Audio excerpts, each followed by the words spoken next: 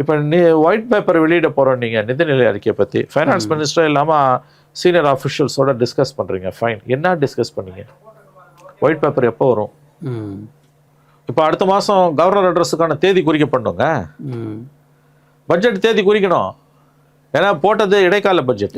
ஜூனில் வந்து you have to submit the budget either June or at least by July first week நீ budget போட்டாகணும். Constitutional mandate. அப்போ என்ன என்ன இருக்குது?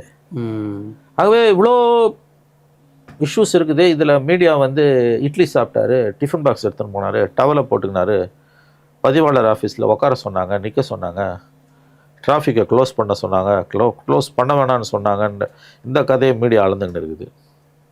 இந்த ஒரு மொத்தமாக இந்த அரசாங்கம் செயல்படாமல் இருக்கிறதுக்கு இந்த அதிமுக சிக்கலும் ஒரு காரணமா? அதுவும் ஒரு காரணமாக இருக்கலாம். அஃப்கோர்ஸ் அதுதான் மெயின் காரணம். ஏன்னா இந்த stability of the government under siege இல்லை உங்களுக்கு. அதுதான் மெயின் காரணம். அதுதான் மெயின். இப்போ அவங்கள உள்ள கொண்டு வந்தாச்சு, சப்போர்ட்டை வாங்கியாச்சு, அவங்க வீடு தேடி போய் பார்த்து நீங்கள் அவங்க ஆதரவை வாங்கிக்கிட்டீங்க. ஆனால் அவங்கள அமைச்சரவையில் சேர்க்க முடியல, சிக்கல்கள் இருக்குது. ஏன்னா அவங்க டிஸ்குவாலிஃபை ஆவதற்கான எல்லா வாய்ப்புகளும் அதில் பிரகாசமாக இருக்குது. As per the 2023 Shiv Sena judgment, supreme court judgment படி பிரைட் சான்சஸ் அவங்க அந்த 25 பேரும் டிஸ்குவாலிஃபை ஆவதுக்கு இருக்குது. அது இல்லாமல் பொலிட்டிக்கலாக இவங்கெல்லாம் எதிர்க்க ஆரம்பிக்கிறாங்க. இப்போ சிபிஎம் விசிக்கெல்லாம் ரெசிஸ்ட் பண்ண ஆரம்பிக்கிறாங்க. அதிகாரப்பூர்வமாக இல்லைன்னாலும் வேண்டான்னு சொல்கிறாங்க அவங்க. அப்போ ஒரு விதமான தயக்கம் வருது.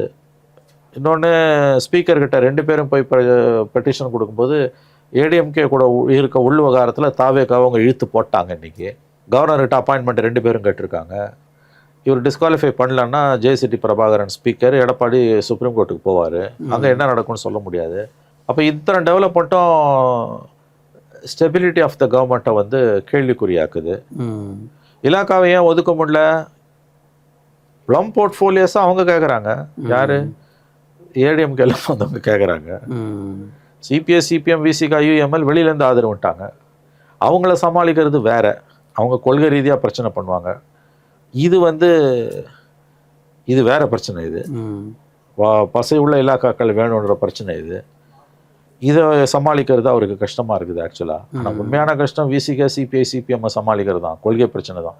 இது ஒரு மாதிரி காம்ப்ரமைஸ் ஆகி போச்சுன்னா, உள்ளே வந்துட்டாங்கன்னா, ஏடிஎம்கே மினிஸ்டர்ஸ் வந்துட்டாங்க அப்படின்னா இப்போதைக்கு ஓடும். ஏன்னா இந்த டிஸ்குவாலிஃபிகேஷன்லாம் பல படிகளை தாண்டி போகணும். ஆமாம், அட்லீஸ்ட் ஒரு 1 இயராவது ஓடும். அது வந்து சிக்கல் இருக்காது அவங்களுக்கு. ஆச்சி மசாலா, எந்த சமையலும் ருசி தேடும் ரகசியம், 20 ரூபாய்.